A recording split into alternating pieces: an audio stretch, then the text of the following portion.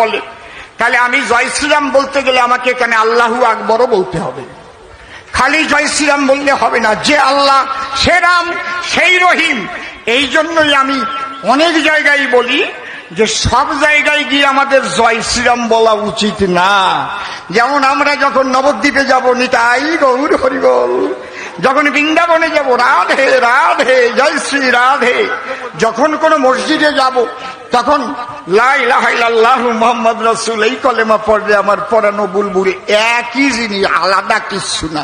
নমস্কার, আদাব, সালাম, সবাই ভালো থাকবেন, ধন্যবাদ।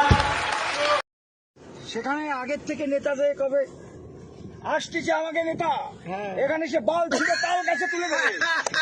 আর ভোটা তোমরা যদি বিজেপিকে ভোট না দাও সেটা ভাঙে দেবো। ভোটদার বলে না কোন জায়গা।